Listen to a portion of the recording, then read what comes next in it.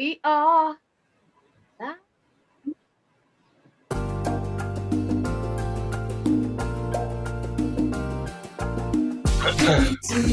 PPC, PPC, yeah.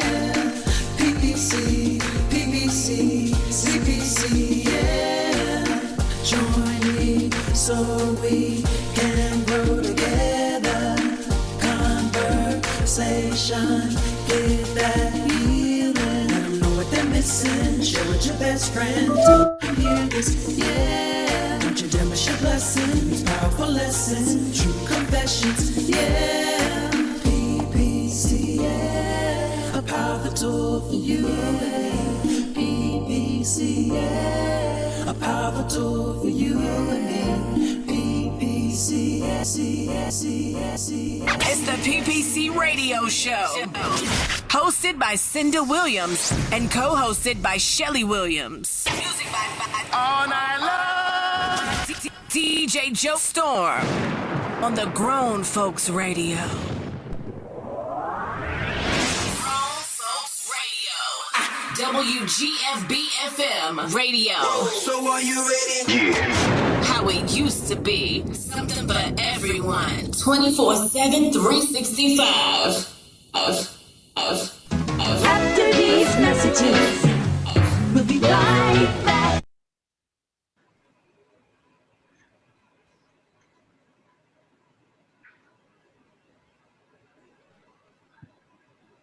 Hey, okay.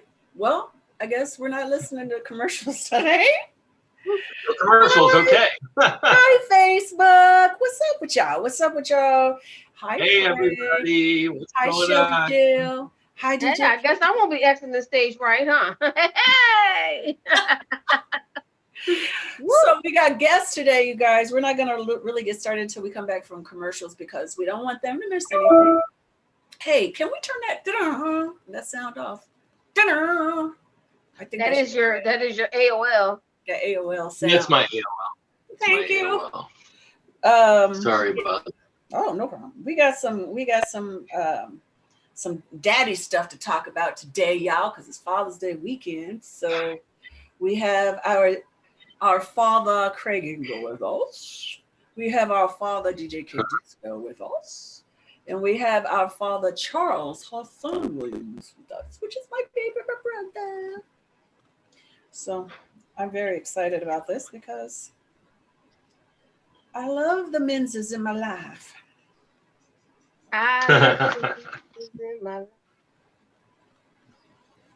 Yes. We're gonna have a great show, Always good to hear from the men and fatherhood, we all come from different places with that, Yes, we do. And that's why I want to talk about it. Mm-hmm. Can you guys still hear me? I feel like my computer's glitching up. No, we hear you. Okay, good. I'm not able to turn off that AOL sound yet because my computer's right. It took that long to do a command. I need a new computer. Yeah. This one's making me kind of crazy. Ooh, I can't stand it when it does that, right? I can't stand it. Oh man, it's driving me nuts. Seriously. Yeah, I'm not fond when the computers start acting up. I know. I finally got to the sign up page. I tried this 2 minutes ago. Oh Lordy. So we are live on the radio, I'm imagining, and we're just not having commercials right now. Are we? We are having commercials, but we can't hear them, kid. We cannot hear. 24/7. So they're good. The commercials are happening. All right. Mm-hmm. You're not supposed to be able to hear them, just the radio. Well, we usually do. No. So he usually has them on and then turns them off. He just didn't do that this time. That's fine. That's cool. Whatever you want to do is cool with us. Listening to Grown Folks Radio. Oh, It's the PPC Radio Show. Hosted by Cinda Williams and co-hosted by Shelly oh my Williams. gosh. Music by All Night Long. DJ Joe Storm on the Grown Folks Radio. Hi, everybody. Welcome to the PPC Radio Show. I'm trying to find the link because I have to send this to people. Welcome, welcome, welcome. Today is a special day because this is our Father's Day show. Welcome, Shelly Shell, Craig Engel, and we got some folks in the guest room that are going to come on a little later. So we all have different experiences with fathers. Some of us have wonderful experiences. Some of us have no experiences. Some of us have experiences that we don't want to talk about. So we're going to try to get into all of that. But before we do, we're going to, before we do that, we're going to have our resident financial therapist, Craig Engel, who is a father himself, talk to us about how to prepare children. Specifically, we've mentioned it once or twice here or there, but we've never really gotten deep into how you should prepare your children for financial lives, even beyond just telling them about it. How do we do that? So Craig, take it away. Well, yeah, I think it's every adult's responsibility to help children understand the value of money and the power of money. And I think also that when adults face certain circumstances in their lives and they come to the point where they realize that they've been adequately mentored for the long haul, that they themselves may not be in the situation they're in, but they want better for their kids. So teaching kids about money is really, really important, but it's also really important that you teach them the right things about money. I've heard a lot of stories of adults trying to mentor kids about money, and some of the stuff I hear just makes me shake my head. It's like, what are you doing? I had a gentleman tell me that he was mentoring all of the kids in his lives to buy and hoard gold. I was like, why? What? Have you heard of all that, buy and hoard gold? Has anybody run into that kind of situation with people? I've heard buy gold, but not hoard it.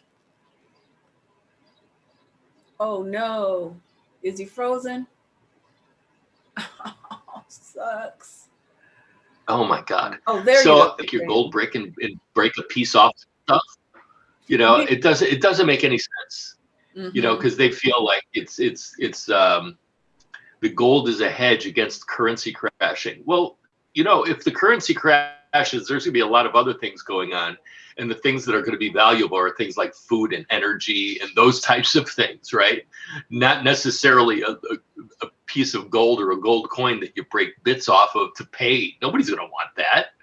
So it's a crazy notion. But there's a lot of ways to teach kids about money. And one of the basics that we always teach is that you take 10% of it and you put it aside for your favorite church, your favorite charity, to help out people who are less fortunate than you, which is a great thing, because as we get older as adults and we have the financial wherewithal to do so, that is exactly what we all need to do as compassionate, caring adults. And if our kids see that from the start, then that'll be part of their life.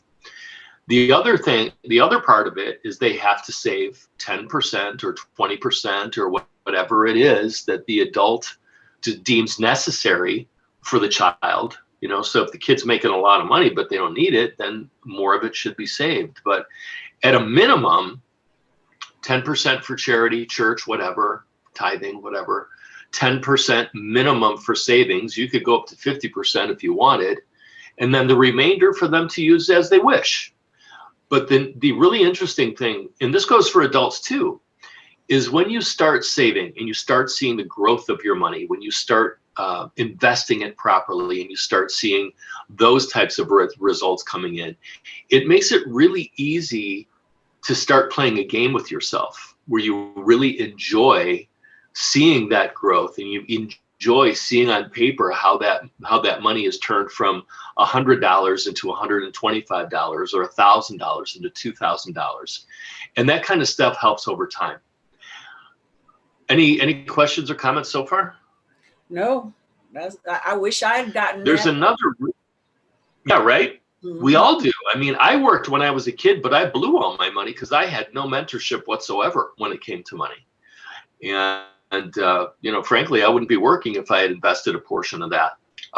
Here's another really interesting story that I want to tell. I was mentored by the finest financial mind in the country, a guy named Rick Edelman. I just got an email the other day that he's retiring. He's in the Radio Broadcasting Hall of Fame. His company was named the top investment advisory company 3 times. And I had a huge part of that as one of his financial educators. Well, he just came out with a book for kids that would be really, really good for parents to give to their young children. It's not a complicated book or anything like that, but it's a book you could buy on Amazon. It's called The Squirrel Manifesto. And basically what it does is it uses squirrels and animals, you know, the whole business about storing and saving for a rainy day and being ready for the bad times and things like that. And that's basically what this book shows, is that if you're proactive with the way you handle money, you're always going to be ready for the bad times. So we always say financial education, financial planning, investing, all that, it's not about anticipating good times. It's always about anticipating the bad times to come. And guess what? They always do. There's always going to be something in all of our lives that we have a period of lack. And when we have a period of prosperity, that's the time to prepare for the period of lack. That goes for everybody, not just kids. So The Squirrel Manifesto, really great book, highly recommend it. Yes. I think that's more so now than ever before, because more and more people are getting into self-employment and you know, entrepreneurship and those, when you're not working for, you know, a 9 to 5, and even that could go away, or you could have an accident, or all kind of things can happen. But if you're an entrepreneur, that is even more iffy. You know, you have a roller coaster ride when you're an entrepreneur, or a gig worker like I am, you know, I'm a movie actress. I have seasons that are great and I have seasons that are dry, you know, so right. I think that's important for your kid, because you don't know who they want to be. They don't know yet. So if they know to do these things right off the bat, you know, no matter what choice they make in their careers, what they want to do, they'll know. They'll protect themselves. Absolutely. They'll start off with some income, as opposed to start off with increase instead of a deficit. That would be great to really do that for your kids. I had my mom did that for me. I always had money as a kid. I put it away. She said, you were the one that everybody would come to for the money. But then as soon as I became, 18, I said, give me my money. Right. And then you probably blew it, right? I did. I blew it all. I did. My daughter did the same thing. I had one of my daughters came to live with me when she was 15, and she got a job at the library. I encourage kids, get a job, do something, earn your keep. It's a good thing to learn responsibility and have a job.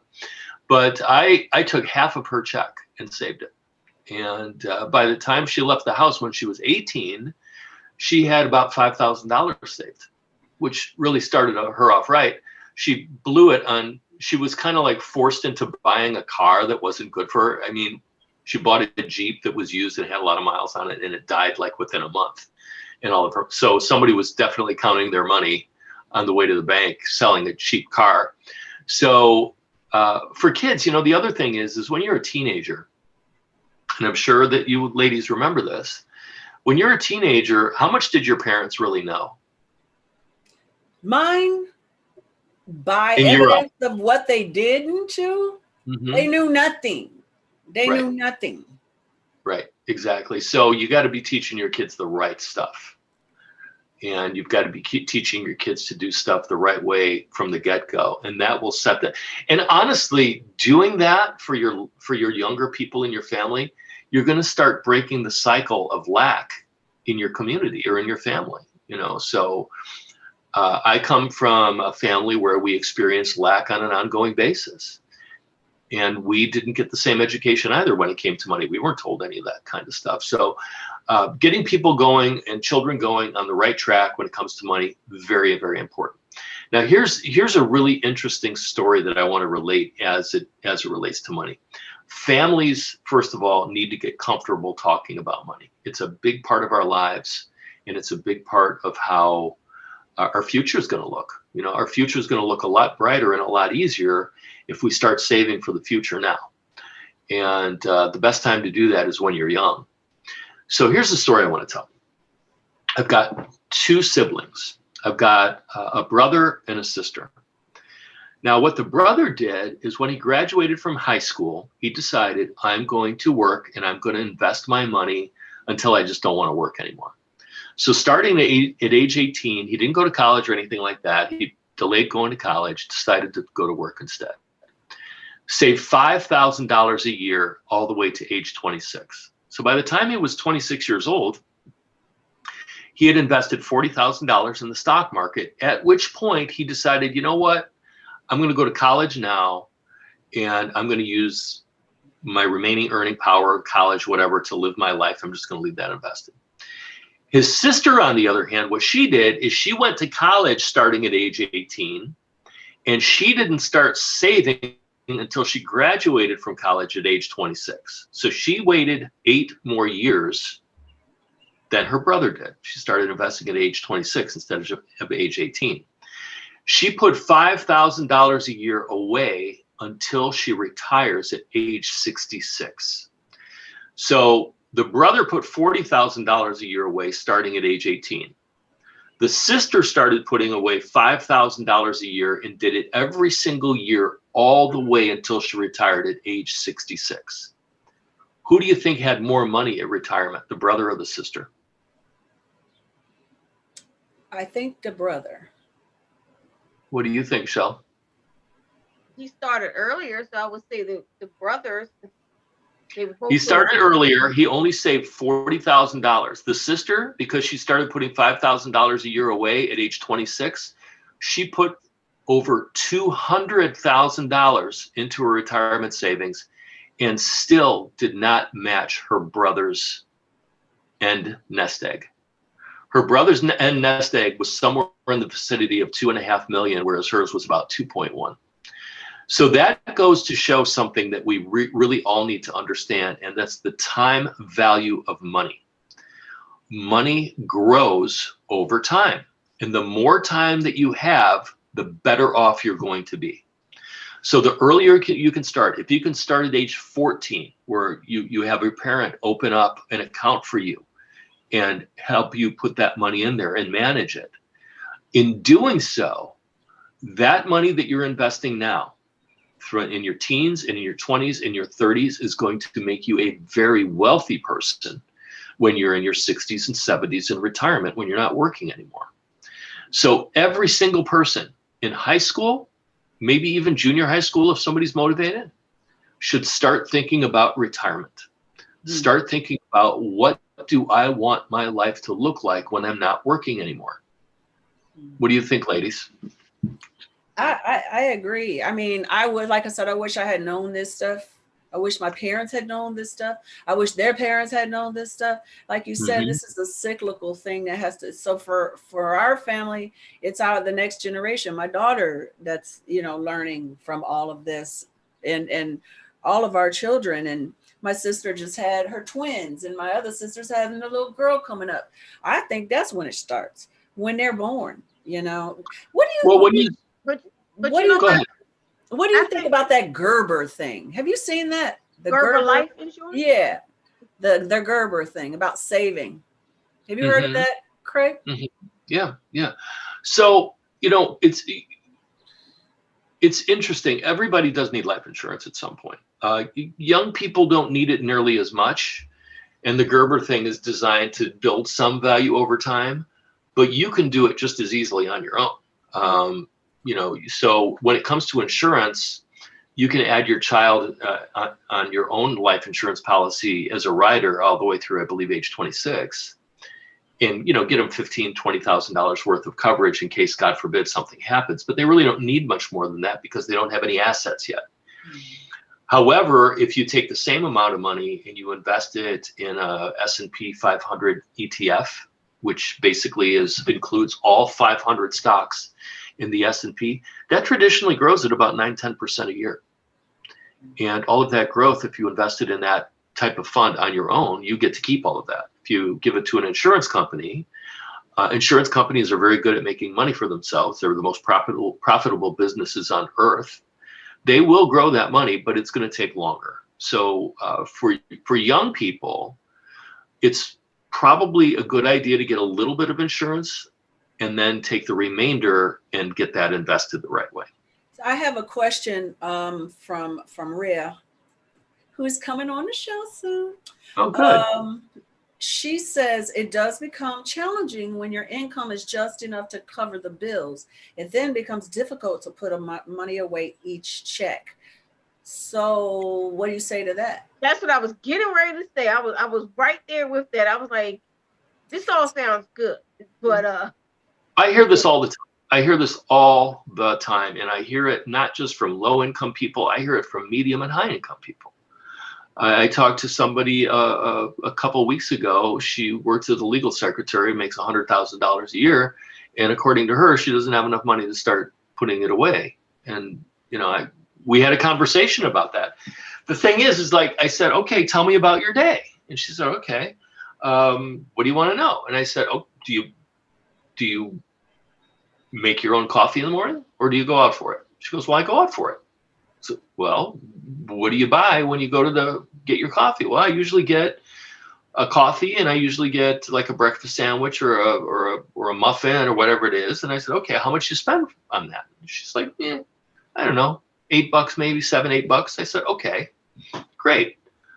If you stop doing that, if you make your own coffee and make your own muffins, you can, if you're spending $8 a day, that's almost $50 a week. I just found you $50 a week that you can put away in your savings.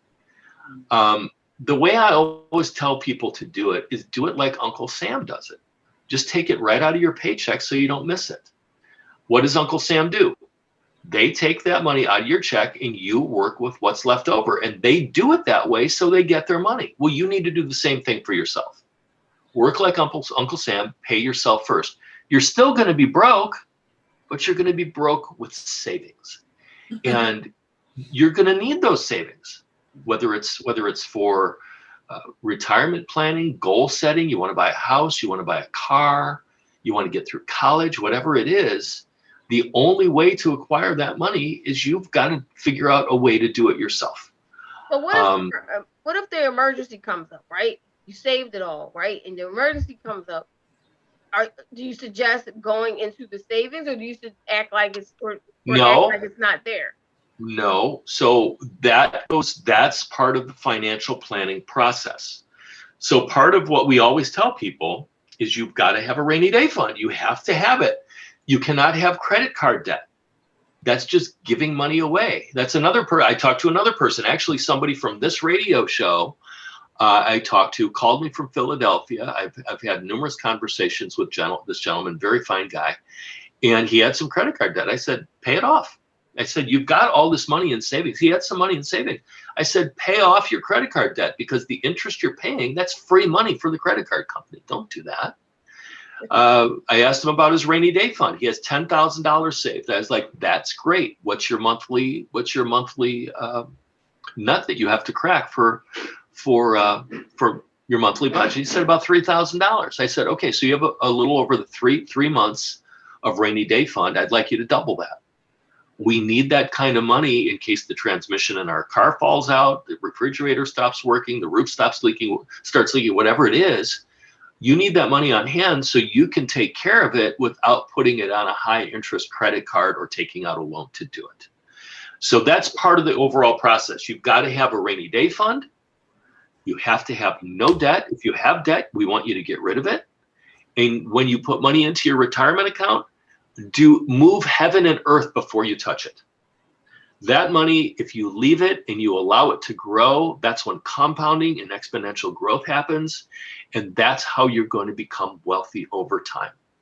So yes, there are instances where you have to go in and take that money. The pandemic is a perfect example. The government allowed people to go into their retirement funds to take money without penalizing them, which is really good, because typically if you take out money from a retirement fund before you're 59 and a half, they'll penalize you 10%. And we don't want that. That's giving the government money. So everybody needs a financial quarterback. Everybody needs somebody who is well-versed in this type of stuff to keep them from making mistakes, to keep them from advising the kids in their life to buy gold. There's ways to do it, and there's ways not to do it. And what I'm teaching everybody today is the way to do it. I have a question. What about, Jenny asked, what about the student loan debt versus credit card debt? Student loan debt versus credit card debt. Well, you got to look at your interest rates. So if you're paying on a credit card that's 20% and your student loan debt is at 7%, we want you to pay off the high interest first. There's also a lot of programs that are going on right now where you are able to reduce that interest rate. It's very important to get the lowest possible interest rate that you can on student loan debt. I'm looking forward to what the new administration does in that regard. And I'm hoping that there's more relief that's coming out of it, because it's a giant burden on our economy. And there are a lot of student loan contracts out there that are not allowed to go 7 or 8%, which is like stealing money. And those people need help. And the money that's saved is the money that would be funneled right back into our economy, right back into savings for retirement. All of the things that'll happen are very, very positive. So it seems to me like this is our Father's Day show. So it seems to me like what you're saying is start early so you'll never be in the situation where you have these issues, right? If I had started early, it wouldn't matter if I was an actress and had a dry season, because I'd be okay. So you just got to start early. So because like what Rhea, please help me remember. Is it Rhea or Rhea? What she said was an issue I have. I don't go out for coffee. I don't go to the movies. I don't do nothing extra. Every dime I have goes towards bills to live and whatever. You know, my daughter's got to eat. This got to happen. I don't do extra. Now, one thing I know that I could probably do is eliminate some of my subscriptions, you know, the Netflix, the Prime, the this, the that. Pick one, okay? You know, I know that we could save money there. And instead of all that money going into some Prime people's pockets, is going into our own. And so, it just means you got. But if you don't have Prime and somebody says the Mistress of Maneater is on Prime, Misadventures of Mistress Maneater, I'm sorry, I probably messed the whole name up. If somebody says that and you don't have Prime, then what do? You know what I mean? You think about those things and you don't. Yeah, you can still go on Prime and pay for it. You can pay for it. You can pay for just that movie.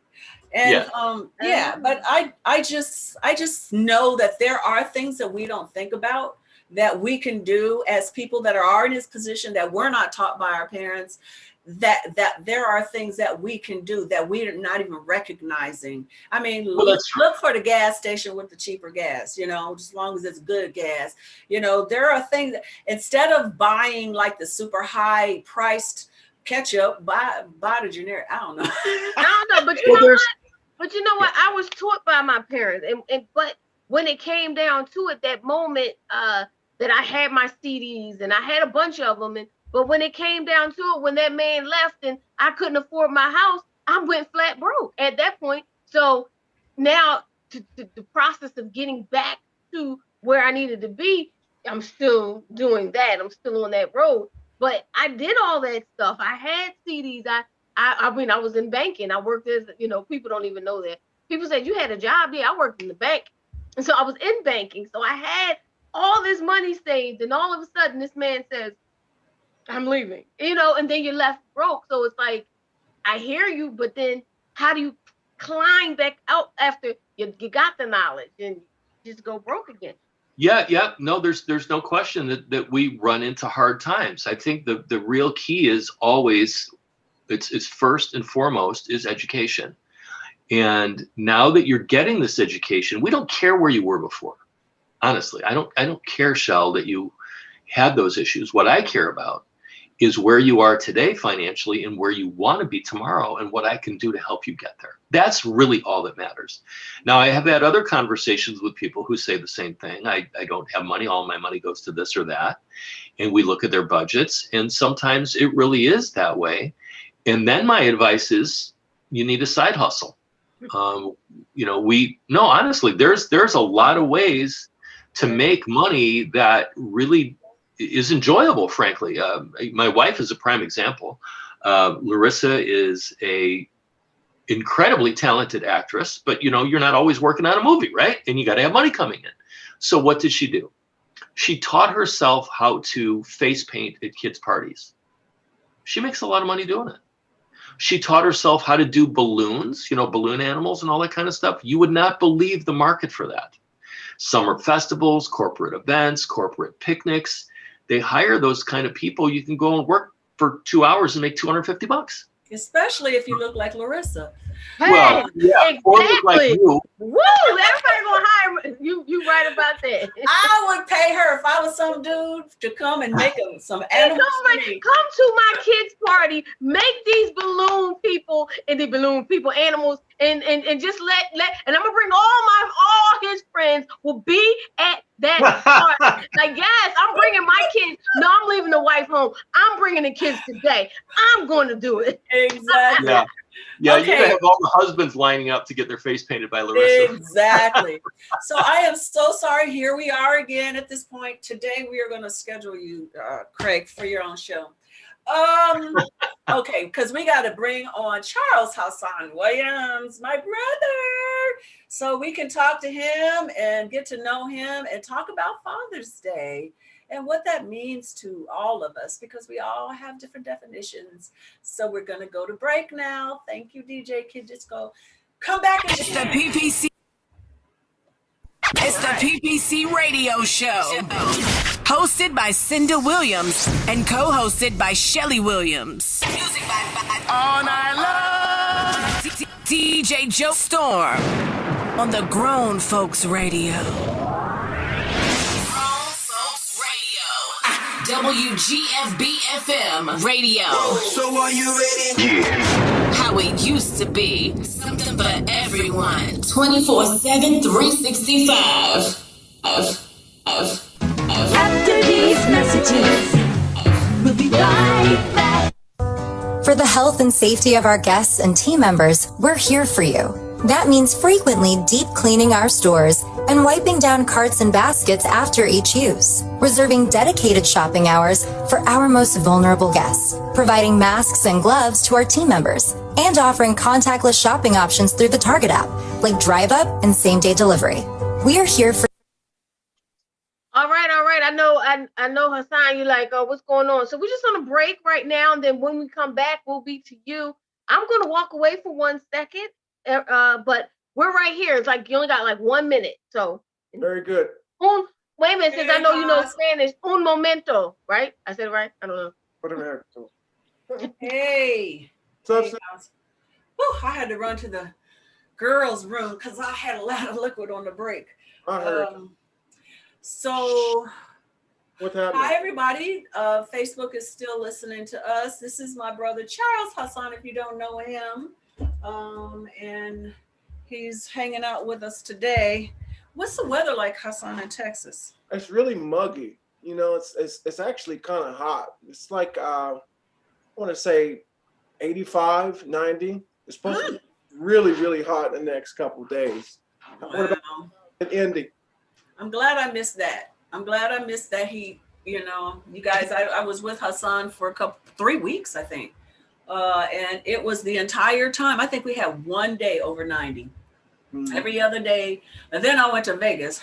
It was 110. Woo. It was so hot, but it was dry heat. Mm-hmm. It was crazy hot.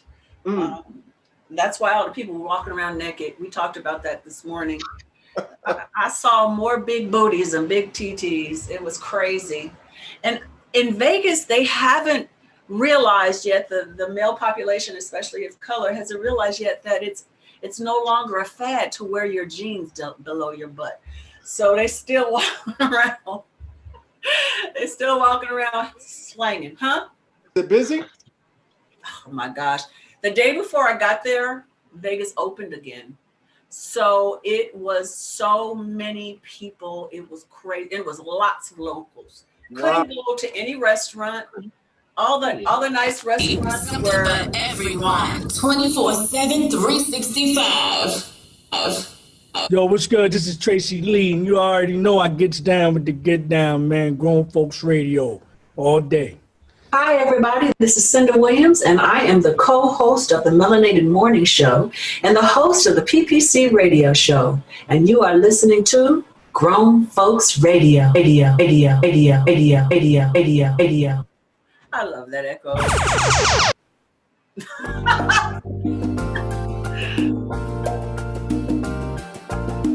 PPC, PPC, PPC, yeah. PPC, PPC, CPC, yeah. Join me so we can grow together. Conversation, get that healing. Let them know what they're missing. Share with your best friend. Tell them come hear this, yeah. Don't you dare miss your blessings. Powerful lessons, true confessions, yeah. PPC, yeah. A powerful tool for you. PPC, yeah. A powerful tool for you and me. PPC, All right, welcome back to the PPC Radio Show. Before the break, if you weren't with us, shame on you because you missed a great conversation from Craig Engel, who's in Black right now. I'm sure he'll be back. Our financial therapist who was talking to us about how to prepare your children for their financial futures. And my brother Charles Hassan Williams, also knows a whole lot about that. Oh, somebody's got on their yeah. So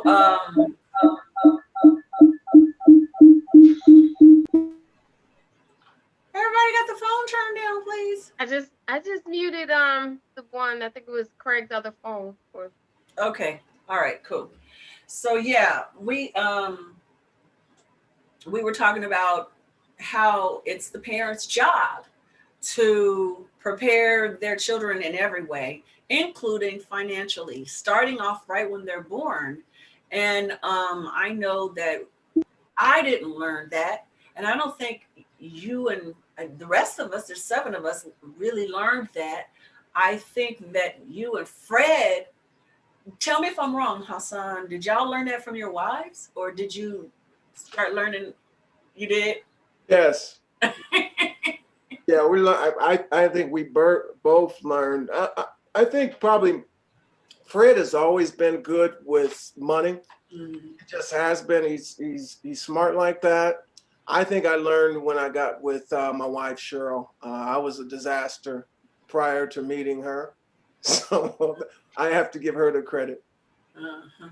So everybody, this is Charles Hassan Williams. He was my guest on my podcast. If you didn't listen to it last week, please check it out. It was really good.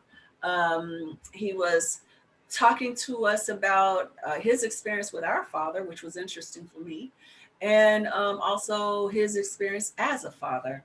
So we can get back into the financial conversation a little bit, but I want to spend some time first on tell my audience about yourself, Hassan. I am brother to Cinda Williams, and she's been my sister and one of my best friends my entire life. We grew up in Chicago, and I was a mess growing up, but eventually I got myself together and went off to law school, graduated from University of Iowa, and moved out to California, lived with my sister for a period of time, tried being an actor, and met my wife out there. We eventually moved to Texas, and I've been practicing for the federal government for the last 16 years. So that's kind of who I am. I have 3 kids, one from a previous relationship. My son who is now 30, who also has my granddaughter, Ella, and he's a great son. And I've got my wife, and I've got 2 daughters, one 20 and one 16. You know, I think you have 2 family members that will be very put out that you didn't mention them, your sons. Who? Sam and Percy. Sorry, I'm not trying to say their name, because if I say their name, they're gonna come running in here and jump on me. I had 2 mutts, Percy dogs, who, if anybody wants them, you can just tell us and we'll ship them right to you. You're a liar. Linda had fun with your dog. She had him in the show with us. She's like, look at my little friend here. Yeah, I love them. I love everybody else's dogs. I one day I'm gonna have mine. But Hassan is being very humble and modest. He's so much more than what he just said. I am like overwhelmed by the amount that you do. Sometimes I'm like, you need to sit your tail down, because Hassan is on his way to becoming a 4th degree black belt in Taekwondo. Hassan is an actor. He didn't stop acting. He just made his law his primary gig, but he's been in Colombia shooting movies. He taught himself how to speak Spanish. He's fluent. He writes. He's a phenomenal writer. He gets up every day before he starts work to write. He's writing. He has several scripts. He's got a book that he's going to put out there. I mean, and he's a daddy, like king daddy, like daddy of the year, coaching his kids in different sports, taking them wherever. He's their biggest cheerleader. And then he's like in charge of our family now. Now that you know, my dad is gone, he's kind of taking the mantle and running the family. We have a family business. He and my cousin Joe Moore are the leaders of our family business. We getting ready to get down with a business y'all gonna support. We're gonna put a commercial on here. We just doing. Hassan's amazing. Hassan does a lot of things, and so is Fred. I was gonna have them both, but I was like, you know what? I'll have Frederick next year. Give him the Hassan's next to me, and he said I'm one of his best friends. Hassan was my best friend. He's the first. So anyway, I have. So out of 7, you're saying it's 2 boys and 5 girls? Yes. Woo! Yeah. Interesting dynamic. Yeah. But you know what though? It's like 3 sections of us, because Hassan, Frederick, and I were first. And so we kind of grew up together. And then my sisters, Monica and Sadika, were in the middle. So, because I'm 14 and 16 years older than them. So they're like a separate group that we help raise. And then we got our baby sisters, Megan and Mackenzie, who we had a different experience with, because their mama was their mama. You know, we shared our mom, Beverly, and Susan's our mom too, but she raised the baby girls along with my dad. So anyway, so Hassan, fatherhood, let's get into that, because Shelly Shell, she's had her experiences with that, and different people have had their different experiences. I don't know what Craig's experience with his father was. So talk to us about what father, you know, our dad meant to you, or Papa, all the men in your life. What was your experience? As Cindy, you know, we had some very strong men in our family. Reverend J.C. Williams, along with he's supported by Rosemary Williams, his wife. We've always got the men are only as strong as the woman, how strong the woman is. So I think that's important to mention. Plus my father, C.K. Williams, and then my mom, Beverly Williams. And how we were raised, we were raised in a period of time when things are different now, I think. But we were raised to be, I'm not saying they're not raised to be men now, but I think we were raised in a more of a disciplined type of era where honestly there was a lot of corporal punishment. where if you did not do what you were supposed to do, then you were going to get it, and you could get whoopings and you could get popped. And so we grew up during that era where they weren't, CPS was not being called. You were just going to have to take it. And I think that kind of taught me, I mentioned a lot last podcast what my spiritual belief is. I believe in Christ. I believe in Jesus. And I think that arrangement with my father taught me about God. I think that being accountable to my dad made me understand that that I'm not the king's bee, that whatever you want to call it, that is that I have to be accountable to someone. They always say that a father is supposed to be like God to you because, you're supposed to fear. They say fear God. And I feared my dad. And so I always say to myself that if I love my dad the way that I do, then God's love, he's so much better than my dad. His love must even be more immense than that. So I have to respect that. So that's where my discipline came in hand. It was listening to my dad. Don't do this, do that. And Daddy was a very good father. And I tried to take that into my own fatherhood to be my kids. I mentioned that it's important to love your kids, to spend time with your kids, and to be truthful with your kids. And so I think that's important. So what do you think about the old biblical saying, "Spare the rod, spoil the child"? What do you think that means? Because to me, there's two meanings to that, depending on your outlook. Well, to me, it means just what it says. Let me tell you this. Last night, I have a daughter. I have a daughter, Corinne, who's 20, who I've never had to discipline. I've got another daughter who was 7, who I disciplined when she was younger, but I got to a point where I didn't need to, where it just wasn't doing anything. But I had a discussion with her tonight about her attitude. I said, you got to change your attitude in order for positive things to come to you. Or only thing you're going to attract is negative things. Now, that's my way of disciplining her, but it means the same thing. It means telling the truth to the people that you love. And because if you don't tell the truth, you're just enabling them. And they're going to fall. They're either going to fall because you don't tell them something, or life is going to make them fall.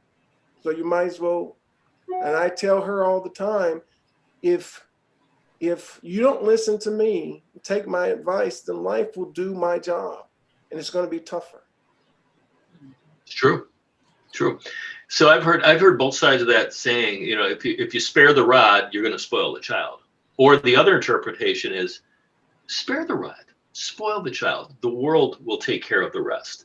So it's an interesting thing, and I think every kid probably has a different dynamic with their parents depending on what they need, right? Yeah, I agree. I agree every kid is different. Like I said, I was the one that received discipline in my house. All my brothers and sisters. Please, are you kidding? We all You were not the only one. You got the most, though. You got the most, that's for sure. But I was right there behind you, taking whoopings for everybody else. But do you say that it worked? So are you saying that the discipline worked? Because look at your lives. Look at what you're doing. Look at a lawyer, an actress, a writer. Like, the discipline worked. So to say, right? What it did for me, and this was only realized as an adult with my own kid. What it did for me is it gave me boundaries, and I felt safe because I understood the boundaries. Do I think I should have got as many weapons as I did? Absolutely not. I still don't think so. And I believe that there was a bit of overdoing it. For Hassan, especially, for me, for my cousin Anissa, we got it. Frederick, nah. And all the rest of them didn't get nothing. Okay, daddy got old and it was like, okay, I'm tired now. But I think Monica got one. Sadika didn't get nothing. Megan, poor Megan. Megan almost got beat up till she was 29. No, she's not that. Oh my God. No, she didn't. But no, every kid was different. And yes, the discipline motivated us and taught us and prepared us to be adults. But it was about it being boundaries. And what Hassan was saying for fear, for me, fear not in I'm afraid of you and I can't tell you the truth and stuff like that, but awe, you know. Oh, I mean, literally, I thought Daddy was Superman when I was a kid. I really did. I remember feeling, oh my gosh, he's the strongest man in the world. I really believed that, you know, and it makes me sad that some children don't have that experience. Lisa Rose says, a bunch of people are saying stuff, and I'm so sorry we so into it, but I do want to say, she said discipline, she's a guidance counselor. She said discipline does not mean extreme. Discipline is necessary. Teach self-discipline so parents don't need to use a strong discipline. So if you teach your child early on their own self, you know, and for me, talking to, like Sophia, just talking to her truthfully about, you know, the parameters, the boundaries, and what could happen. So when she's making her choices, she's making them with some wisdom, you know. But Craig said was right, is that every kid is different. What you said is right, and what Craig said is right. Every kid is different. Like with probably when I was being disciplined, I probably needed it. And I agree with you that at the points it was, you know, because all parents tendency to live vicariously through their kids and take out stuff on their kids when they should be taking out on the world, or that's how they handle things. But like my daughters, I have to treat each of my kids differently. My son, who was from a different relationship, I had to treat him differently because I wasn't there all the time.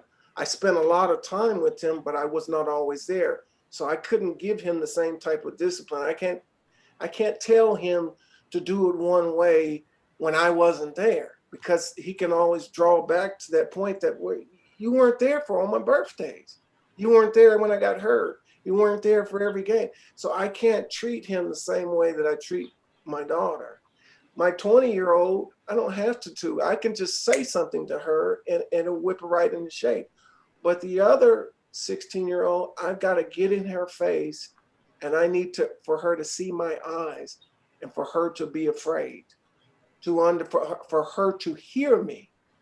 Otherwise, it's you know, we live in a generation that the reason why you have so many, in my opinion, the reason why you have so many crimes, the reason you have so many in the psych ward, so many people who are entitled because no one ever told them no. You got so many people who were never told no, and so they don't think there's any boundary, and they think they can get away with anything. Shelley, so I know that you had a different experience than us, say, and Hassan's kind of touching on it a little bit with talking about his son from his other relationship. Did you have a man in your life? My father was not in my life. He was in and out until he just left for a bunch of years. So no father in the house. And when he was in, it was just like a spot check. For some reason, he would show up on the graduation, but you weren't there paying child support. You weren't there for any other thing, but somehow you appeared on graduation days. And that's about all I would say from him. So I couldn't look at my father as a hero, but my grandfather is a hero. My grandfather lived right across the street, which was a great thing. He was right there, but he was an entrepreneur. He was the first entrepreneur. I think that's why it's in my spirit. He was an entrepreneur. So I looked at him like, man, he owns the grocery store, he owns the laundromat, and he owns lots of apartments and buildings in this area. So I looked at him as my hero. but he didn't discipline me or anything. He didn't, he was really not like the hands-on type of grandfather. He was just there, like, hey man, that's it. But no, I didn't grow up, and I can't say I had any male influence until later on in life.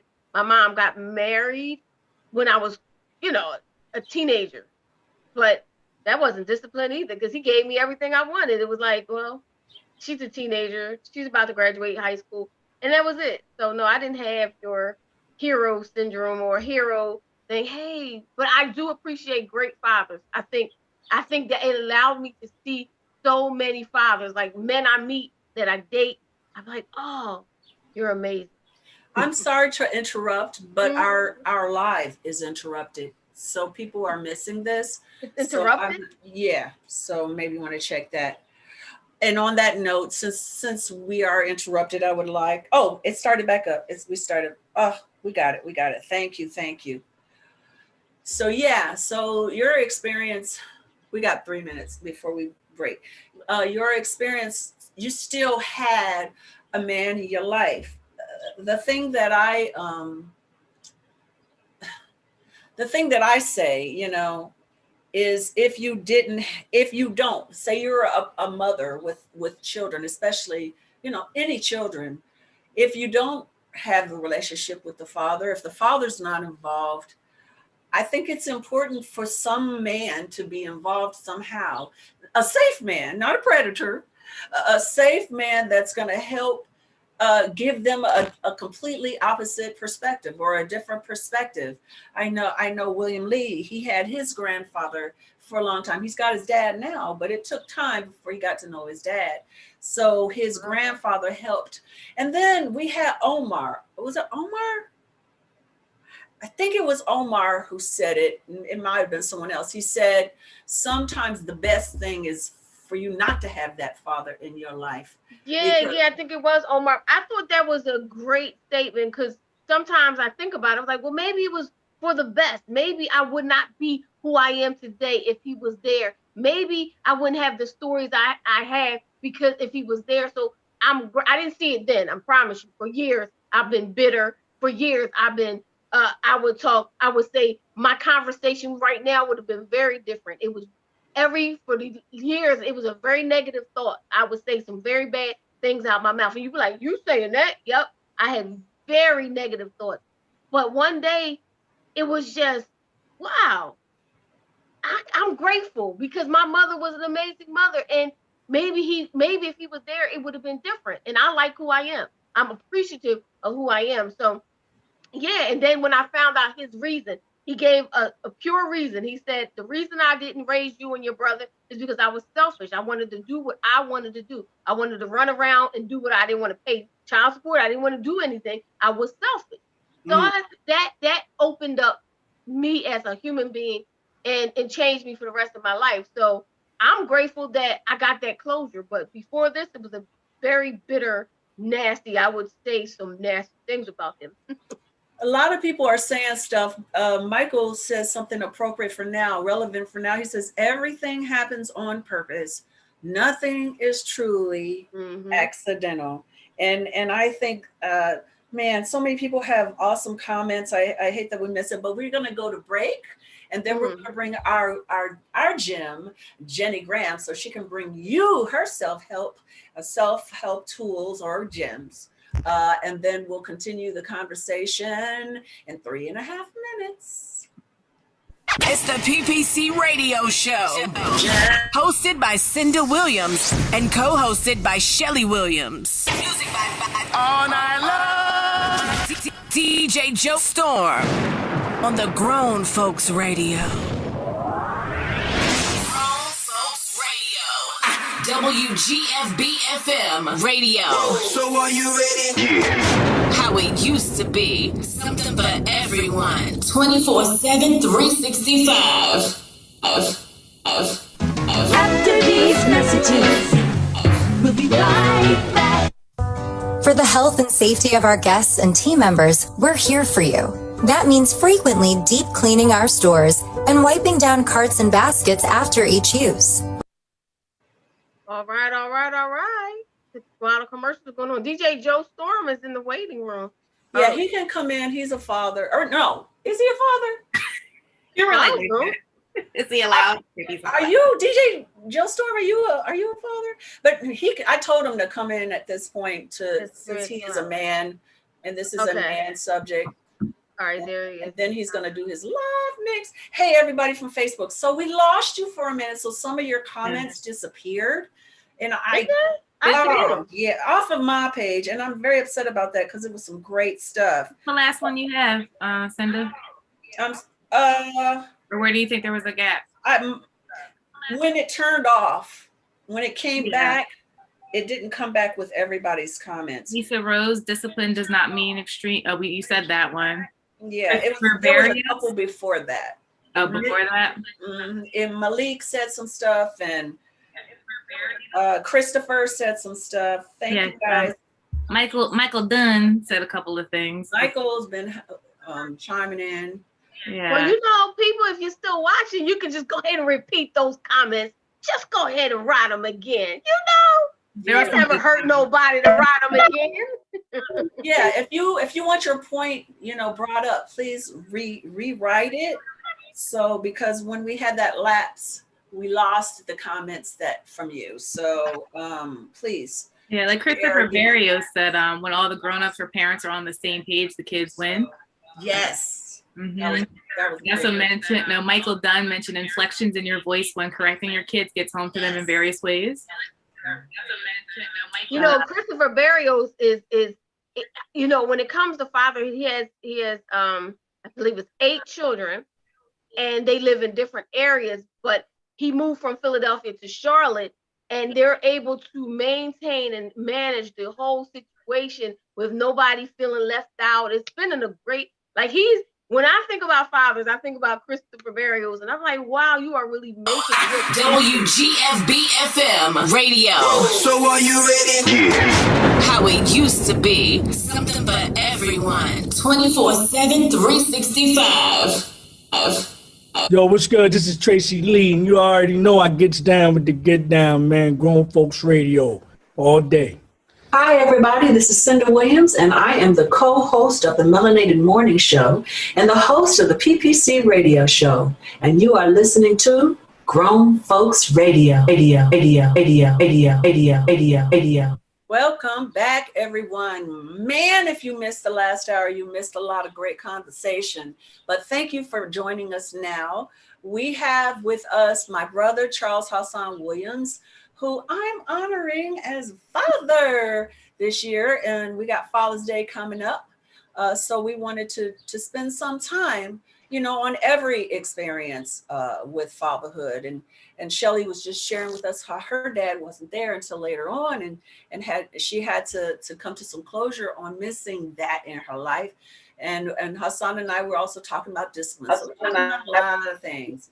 And hi, King, my uncle James, who was also a very huge male influence in my life, and he's got his kids. Happy Father's Day to you too, and every man on here who is a father, who wants to be a father, who has been a father, if biological or not, to someone. Happy Father's Day. I want to get that out, including you, Kid Disco. And Joe Storm, are you a father? We'll find out when you tell us. So now we're going to bring in our financial therapist, Jenny Graham, to give us her views on what we've set up to now. You gave me Craig's title. I'm an art therapist, not a financial therapist. Oh, you know what? I apologize because I was looking at his name and thinking about you at the same time. So our art therapist / therapist, whatever, the person that knows the brain. So, okay, give us your thoughts. And emotional well-being. Hey, everybody. I love that somebody commented, hey, Williamses, because it's like, oh, they are. But so I do feel like I don't want to say a whole lot because, clearly I'm not a man, and so I'm clearly not a father. This has been a great conversation. And it also had me over here thinking about some of, my own experiences, with my dad and with my grandfather. But I do want to touch on some of the things that is it Charles Hassan or Hassan? Do you have a preference? Charles Hassan? Yes, ma'am. All right. So Charles Hassan said a few things, and I think the thing about discipline, that conversation was a really important conversation, because I do feel like, and sometimes I do see, I think with like younger generations, that people are afraid to like enforce some type of discipline with children. But discipline, like what has been shared too, is like that does create a sense of structure. And I think sometimes too, we forget that discipline can show up in different ways. So I love that that's been part of the conversation, that like discipline may look different for different children, because different children will respond to things differently because they have different personalities and things like that. But that structure is really important. And like Cinda, even what you said, even though you mentioned that some of it may have been extreme, discipline does create some sense of boundaries or understanding of like what is and what is not okay. And children need that to be able to function in the world. They need to be able to practice that, internalize that, understand that. It makes me think of, my dad was like the whole dynamic of like, I am your parent and not your friend. I grew up with that. Like my dad would always remind me of that. And he would also talk about, do as I say, not as I do. And I have issues with that one, because like I'm watching him do all this other stuff and I'm like, I don't know. That doesn't make sense to me. Like, what you mean don't do that? Like, you look like you were doing that. So, but I think for me, like with my dad, I can say like I got a lot of mixed messages from him. So like the whole like do as I say, not as I do, or like, I'm not your friend, I'm your authority figure. But then there were times where he wanted me to be his friend and be there like to like meet emotional needs and to like listen to things. But it was often when he was drunk, just to be 100. And like, so there was a lot of mixed messages. And like I was a daddy's girl growing up. I still to this day have this very like spiritual like understanding, sense of knowing and connection with him. And at the same time, he abandoned and neglected me in a lot of ways too, where like he didn't show up on the times where he was supposed to show up, or like the ways that he said he would always be there for me, he was not, so I have a lot of mixed messages in that relationship. So that's been a lot of stuff that for me, like I'm actually in another layer of like healing through that and understanding that, because it does set up a very confusing dynamic around like, because as a little girl, like, my dad's the first relationship that I had with a man, and that does set the tone for a lot of things. And I think there's also too to acknowledge, like when there's that absence, that sets the tone too of like, I heard this really powerful thing the other day that like, that we can decide that we don't need certain things because it's too scary to ask for things that we need, because we know that those needs won't be met. So it's easier to just act like we don't have those needs. So there can be like a dynamic of like, some people really want to fill that space with a relationship, and some people be like, nah, I'm good. So there could be like different extremes. Shelly, there's different extremes. Your face expressions always get me, but I mean, I identify with that too. And one other thing about like the discipline aspect, like we talked about like spankings and or beatings and different ways of discipline. I know growing up, it was more my mom. She would conversation me to death. And there were times I'd be like, can you please just beat me instead? Like, I really like, because the amount of like critical analysis I had to have about my behavior and then write about it and talk about it and explain it. And I was like, just beat me. Can you just beat me and then I can go outside? Like, I really don't want to like have hours of conversation about this. So that was my parents' approach most of the time. But I think when it comes to like beatings or like spankings, popping kids, one thing that I find that's really important is make sure there's a conversation, so that that's just not an isolated experience or like an experience of physical pain without the child truly understanding and knowing what it is that they did wrong, and also what it is that they need to do to amend that behavior. Like that conversation component is really, really important. And another thing too that I've noticed sometimes, and I'm thinking about an experience I had. I was at, I'm out here in Philly. I was up off of like 49th and Elmwood. And this little boy ran across the street.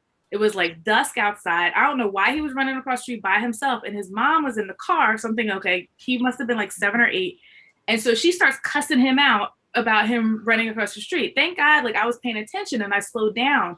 But sometimes I see that adults can get angry with children because we're afraid.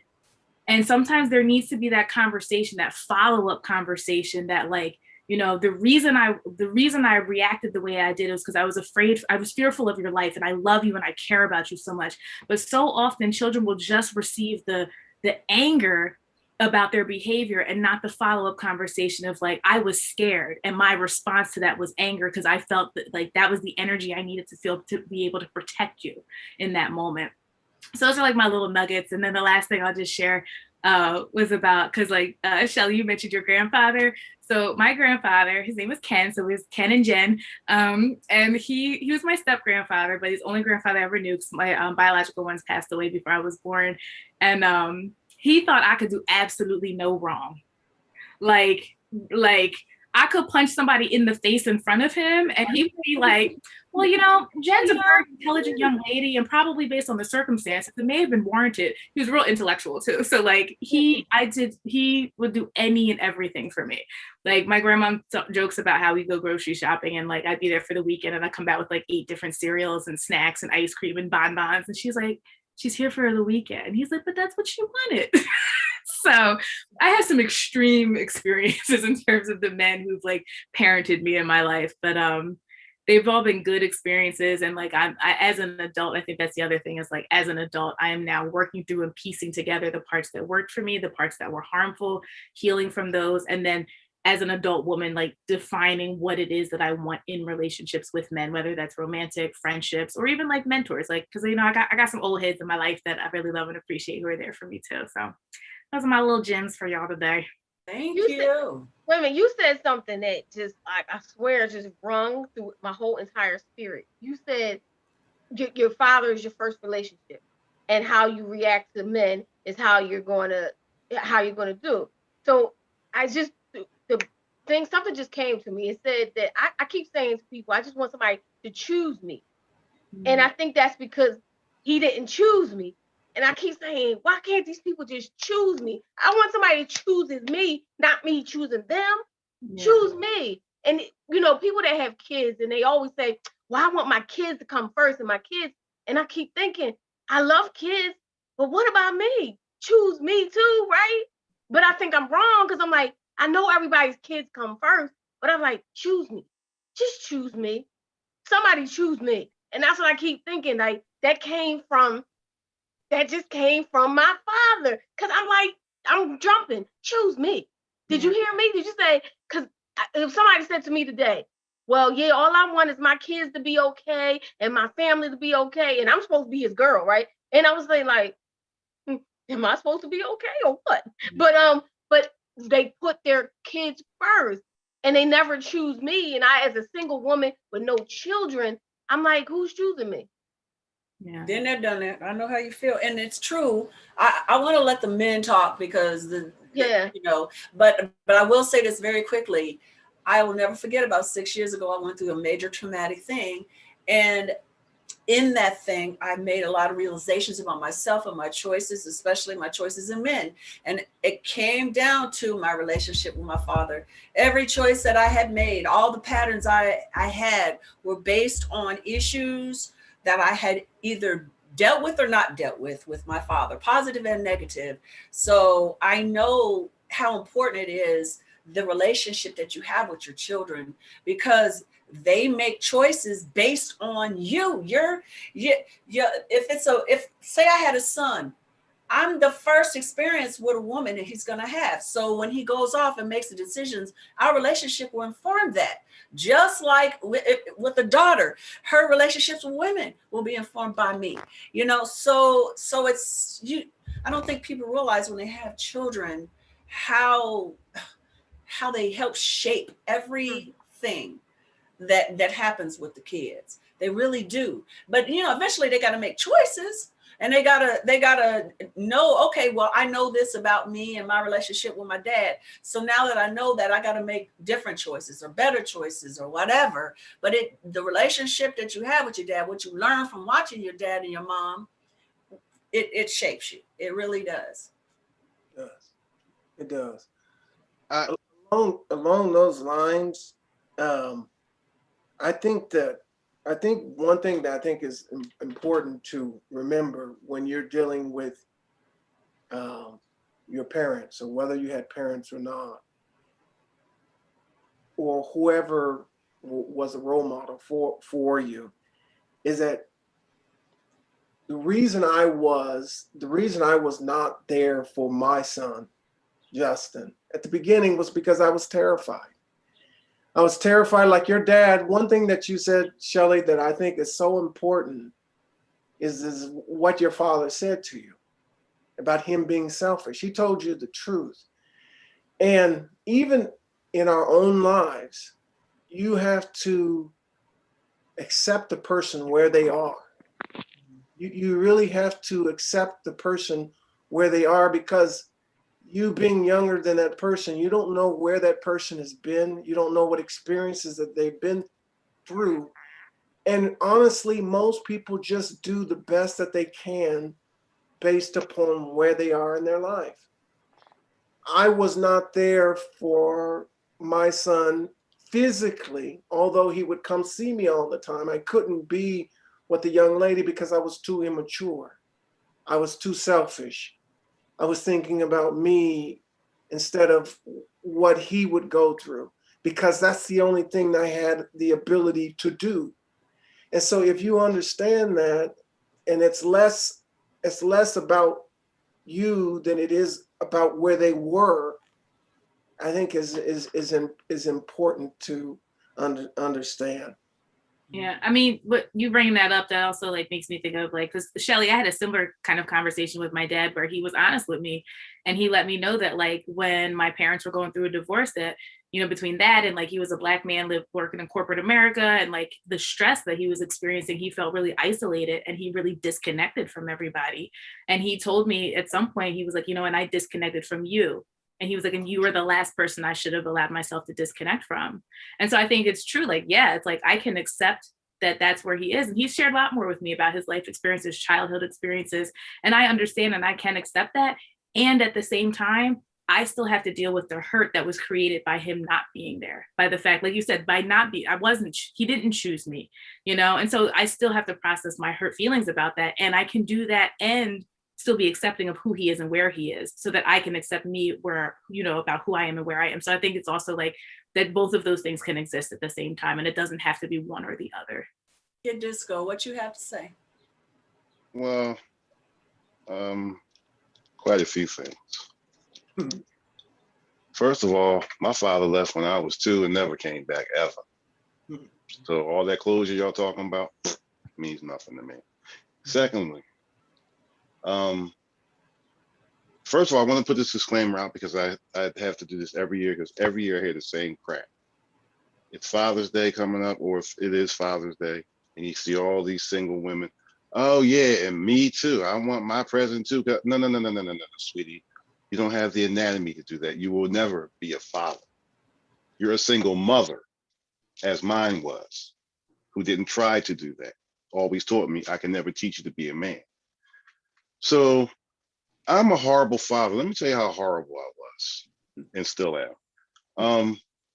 I was there for just about every birthday, graduation. I was the one that got the call with my daughter when everybody decided in school my daughter had a big mouth. Like I said, graduation, you name it, I was there. I missed 3 seasons straight of the Eagles because little Eddie, who was a superstar at the time, still is. He's playing arena ball now. Can you guys still hear me? Yeah. Yeah, because I was on the field for every practice, and remember, I'm in Philadelphia, they're in Jersey. And I waited until my mom died to become a deadbeat dad. Yeah. So right now, they're not speaking to me because I've been a deadbeat dad for the past 2 years. Yeah. That's all. What does that mean? Yeah, what are you trying to say? That means, oh yeah, that's right. We didn't go live on my page. Good, I can really go. That means that folks decided to ask me how much was left to me from my mother. Then it was, can you give me some more money because I have something to do, which ain't my problem. How old are they? That's not being a deadbeat. My daughter is 30. I'm being facetious, very facetious. Oh, okay.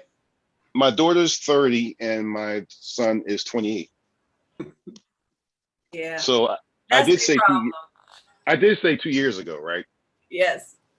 Yeah, you did. Okay. Yes, no, we did not live. I did not live with my children's mother. Same mama, no drama. I'm very proud of that. We never went to child support court, none of that. And we're still the best of friends to this day. But according to my kids, I'm the worst father in the world. Well, you know, stuff happens, whatever. But at least I waited until they were grown and out the house. But it's still something that has to be dealt with. I mean, to be 28 and 30, to think you're a deadbeat and you were there all their lives, that they need to be dealt. They need somebody might need to be a hit or something. I don't know. I think it wasn't. I call it deadbeat. It was, well, you got millions of dollars. No, I put that post up for a show topic. I really did, and it was just the fact that I had just lost my mom. And somebody else, friend of mine, lost, and I'm like, and we both were talking about what, you know, dag, if they had left us millions of, you know, what would you do with it? I don't know. I would do this. I'll go get $1,000. So I put that post up as a show topic. Well, someone decided that that's what it was, and they decided to call me and say, "Hey, how much did grandma leave you? Don't you ever ask me that? As long as you breathe and your a-hole points to ground, don't you never ask me about business between my mother, hence your grandmother. Little boy, go play, because you somewhere that you ain't got no business being." Yeah, I think that has to that comes. What you're talking about is that whole issue I was saying, when it means, you know, we all have our issues, but we all evolve, right? From our parents, if we're with them or not, we all evolve a certain way. And once you reach a certain age, you got to start being responsible for yourself. You know what I'm saying? So it sounds like they need to figure out how to be responsible for themselves, because you're not responsible for them anymore. You can love them, you know, but you're not responsible for them anymore. I mean, I always feel like my daughter, you know, if I can get her back, I will. But, you know, pretty soon she's gonna be taking care of her, you know. Just Hassan was saying that last week. Hassan was like, well, my daughters reach a certain age, when they finish with college, out. They gone out, because it's time for them to grow up and be responsible for themselves. Well, they are out. Well, my daughter is, well, you don't come around as much anymore. Yeah, you guys are grown. You're out the house. You got your kids of your own. Why am I coming over to your mama house? And she got a whole husband over there. Well, they should be coming to you, because that's how at some point my niece and nephews and stuff, we come to each other, or we meet in the middle or something like that. We hanging out. We meeting in the middle. We're going out to eat. We're going out to, I mean, well, that's why I said it's separate issue, because my son came over on the regular. My daughter, that's a whole nother story. You know, they have separate personalities. They need prayer. That's all. We're gonna pray. We're gonna pray on that. We're gonna pray on the returning of the children, but we're gonna pray on that. They just need prayer. But at least I waited until they were close to their 30s. But like, also, like, you're not being a deadbeat dad. I mean, I'm glad that like Craig like asked like that qualifying question, because like to me, I'm listening and I feel sad that like, and we know like money, death, that can get in the way of relationships, but to hear that like that's getting in the way of a relationship where you are showing up and giving that time, like that time is so valuable, that showing up is so valuable. And so like my hope is that they get to a point where they recognize that and understand the value of that, and that your relationship with them is not and should not just be based on what money that you can give them. These millennials today are some selfish folks. Some of them. Not all of them. We're not going to put it all on. Not all of them. Yeah. Hold on. We're not putting it all on millennials. Yeah, a whole lot of them. Talking about Jenny, and Jenny is not that. I'm on the cusp. Okay. I'm not fully a millennial. I'm not Craig, we haven't heard from you. Millennials are like my favorites. What are you talking about? What you have to say, Craig? Well, I was going to pipe in. First of all, what I always tell everybody, if you come into a large lump sum of money, don't tell nobody. Don't say anything. The people that should know about your windfall should be your spouse and your financial advisor. That's it. So I've had a couple people come to me that had a considerable amount of money coming in, and the first thing I said to them was, do not let any of your family or friends or girlfriends know, because what's the first thing they're going to do? They're going to come at you like this, right? with their hand out. What can you do for me? And you don't want that dynamic in your relationships. Honestly, if you have somebody like me in your corner helping you with your money, you can always defer very simply. I would love to help you, but my financial advisor handles all of my financial questions now. And if you want to talk to him, I'll give you his number, and then let me be the bad guy, because I will always say no. There's so many stories of people out there who've inherited money, and what's the first thing that happens? The family goes to war because they feel left out, or they feel entitled, or a combination of whatever. People win the lotto. What happens? Friends, family come there with their hands out. Next thing you know, the person who won all that money, it's all gone. They've given it all away with no hopes of getting it back. Go ahead, Cinda. No, I'm just saying, been there. Go on. Yeah. My lotto was more better in all the movies, and but that wasn't them. That was me. That was me giving it away. That wasn't them asking for nothing. Nobody asked. Well, if you give it, if you have let me just say this: if you're doing the right things with your money, and you're growing your money the right way, and you're doing it the right way over time, you're going to have the ability to give that money away. But when it comes to taking care of ourselves, we always say, if the question is between your future retirement and taking care of your kids and what their wants are, what's the only answer? Take care of yourself and your own future needs. Because frankly, there's no guarantee your kid's going to take care of you. They could be like DJ's kids, where they're ungrateful. And when you have that kind of attitude coming at you, it makes you less apt or wanting to give them help, because the level of expectation is onerous, and it places a burden on a relationship. And that's why it's also important. We talked about this last time. It's really important to have an estate plan. What happened with DJ's mom when she passed, leaving everything to him, that was her decision. That was not the kid's decision. That was her decision.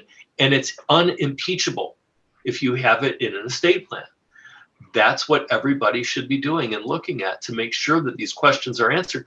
We don't want our loved ones to go to war over money in any way. It's much better when it's left to our terms, and we do it out of our charitable hearts, out of wanting to do the right things. Like Cindy, you would do anything for your kids if you could. We all just have to get to the point where we can. Another interesting thing that I was listening to as far as the fatherhood things go. It took me a long time to become a conscious adult. It really didn't happen until I went into counseling in my mid-30s.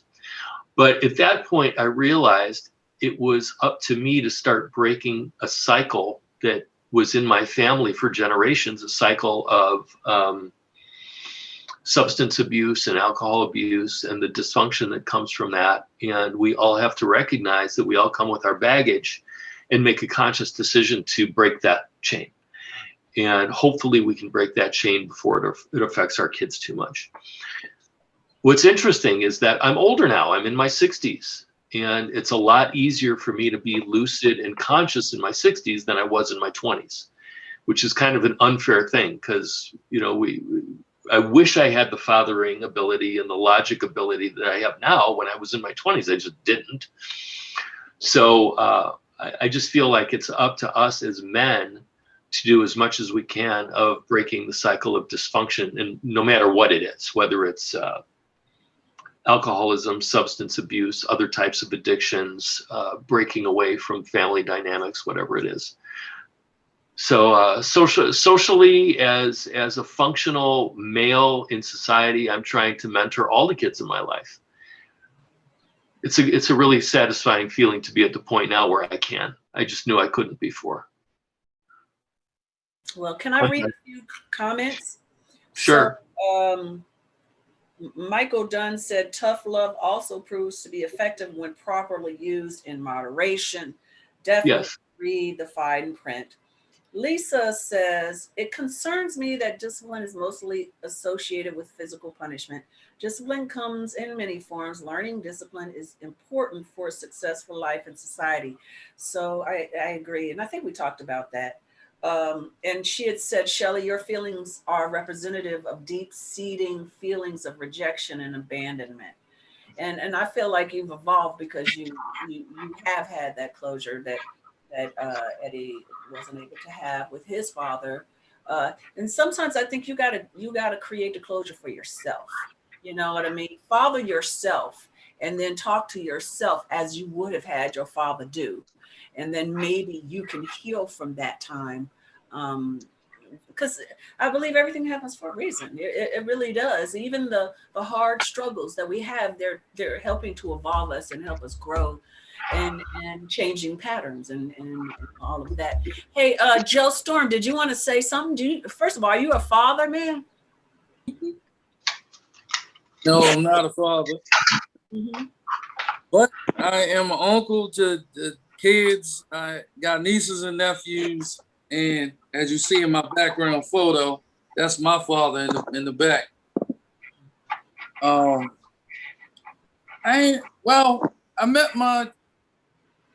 got to know my father when I was around 17, 18 years old.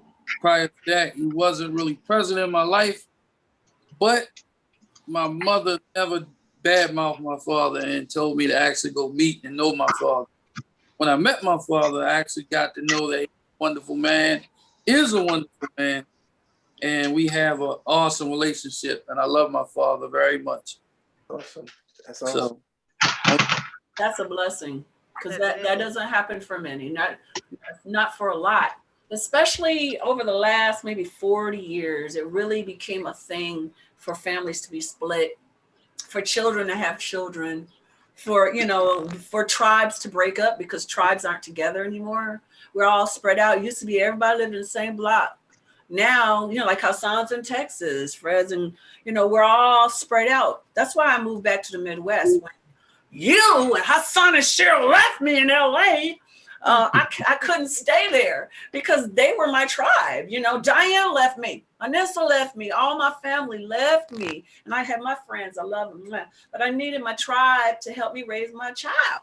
So that's why I came back to the Midwest, so I can be at least near, Papa, Grandma, and all of those folks, so they could help me, because I knew that Rod and I, her daddy, Sophie's daddy and I, were not enough.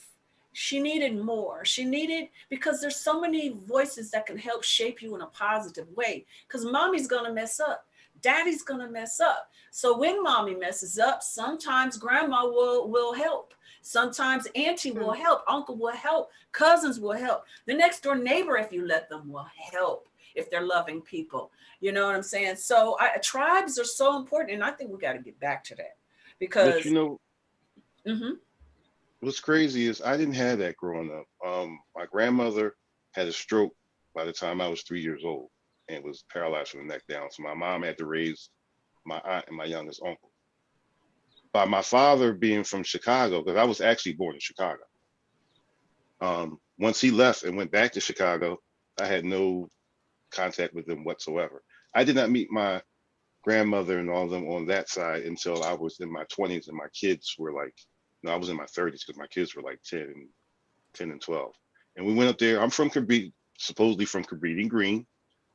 I went up there and they were so rude to me. I said, I never had to see any of these Negroes ever again in my life. They were so rude to me and my children. Made my children cry. That's how rude they were. Like, I don't know. Where did he come from? Well, I think that's why it's important that we have the tribe. You know what I'm saying? And the tribe doesn't mean biological. I mean, sometimes the tribe is the people in your church. Sometimes the people in your neighborhood. For some people, it's the people in the gang. Unfortunately, that's why so many people end up in the gangs, because they don't have the tribe at home or the tribe in the neighborhood. They find a family. So if you want your child to have a family that will uplift them and encourage them to go to certain heights, you got to make sure that you find a family, if it's biological or not. Chosen family. It's important. Even if you do have family members, like sometimes you still need that chosen family to be around you. Because I had a similar experience where like my family is like we're real fragmented, but we're all like local, which makes no sense. Like I became an adult before I met a lot of my cousins I met as an adult. I have cousins who have the same last name as me, who grew up right in Willingboro across the bridge, who I never met, you know? And yeah, I think it's sad, like how there are different like fractures that happen in the family. I mean, I know that happens with a lot of families, but you know, I have found like my people. I do have my tribe. Like I got a friend who's pregnant and she was concerned about stuff with some of her family dynamics. I was like, girl, you know, you got a lot of people in your corner and I am one of them. Like it's, yeah, we need that. Children need that. Like you said, I was glad to grow up around my family. Like I said, my grandma and grandpa lived across the street. My cousins lived around the corner. My other cousin lived up here. We lived in the same area, and it was the best thing growing up to have them and be able to just reach out and touch them any chance I get. But then when you grow up, they all, you know, we all moved. We all moved away. Like I understand what you're saying, Cinda, when you said they moved from California. You grow up. You move away, they're in North Carolina, they're here, they're here. And that's why I didn't want to have a child. I wanted to be able to have kids at the same time somebody else had the kids. But they were always having kids before me, and I wasn't ready. And I'd be like, no, I can't have kids until somebody else has a kid. But then they always get pregnant. I'm like, no, I'm saving myself for marriage, you know. But so there you go. That's why I was still waiting. But yeah, I wanted to have that tribe. You said, right? I wanted to have that tribe for my child. I was like, I used to make deals with people. Could you wait? And when you have your kid, let me know. If you're ready, let me know so we can have our kids together. You know what, though? You get that tribe when you start school. Sophia's an only child. You know what I mean? And she had Mackenzie, my sister. My youngest sister was 2 years older than my daughter. So she had her kind of, but you know. So she and Sophia had to make friends, and she started playing basketball. So her tribe for that became the girls she played basketball with. And the parents of those girls helped me because I was off doing a movie, and her grandfather, Papa, couldn't do everything. He couldn't go to every game. He couldn't take her everywhere when he had her. So Mr. Marvin had her. My friend that I made, and I've been thinking about him. I got to call him because he was in my tribe. He was in my Bolingbrook tribe. He helped me get my daughter, and he was a father figure to my daughter. I couldn't go to every competition. I couldn't go. So he took her. So if you're not looking beyond what's right in front of you, you're not looking far enough. You can have a tribe. You can have father figures in your children's life. And this conversation, Hassan, helps me to realize that much more how blessed we are that we've had the family that we had, because we had each other, and a lot of people didn't have that. So thank you, Daddy. Thank you, Papa. Thank you for all the men. And thank you, whoever's listening, for being a wonderful father. We're at the point now where everybody needs to share their information, because we're going to have a music mix from DJ Joe Storm. I'm so excited. It's going to be live. He took the day off so he can give us some music. So let's start first, Hassan, with you, because I know you got to get back to work. Is there anything you want to share? I would just like to say the narrative regarding African-American men being deadbeats, that is changing. It may have been true years ago, but Black men are making a comeback. And I'm so proud as a race. My family are full of uncles and cousins and my brother, and they're all doing a terrific job of being fathers. So I think the trend is changing. And I'd just like to say thank you to Cindy and Shelly and Jenny and Craig and DJ Storm and Eddie Davis. You guys are doing an awesome job, and I thank you for allowing me to be on your program. So much, Haas. I love you. I love you guys. Thank you. Thanks for joining us. Craig, can you please tell everybody how to contact you, because we all need you in our life, or someone like you? Yeah, so anybody who's listening, you can reach me at Craig Engel, E-N-G-E-L, at allstate.com. I'm a regional financial director out here for Allstate, and I'm more than happy to set you on the right path. If you want to form a working professional relationship with me, you can do that as well, but I'm more than happy to talk to you. The other thing that's going on, and for longtime listeners, you know this, I have a movie out that's just killing it on Amazon Prime right now. It's called The Misadventures of Mistress Maneater. Cinda's in it, and her fiance William is in it. and it's averaging 4.7 out of 5 stars on Prime, which is we're really excited about.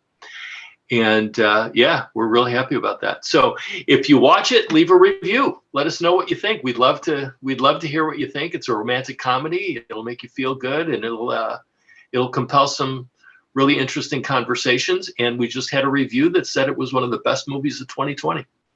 All right, awesome. So we're real excited about that. Cool. Jenny. All right.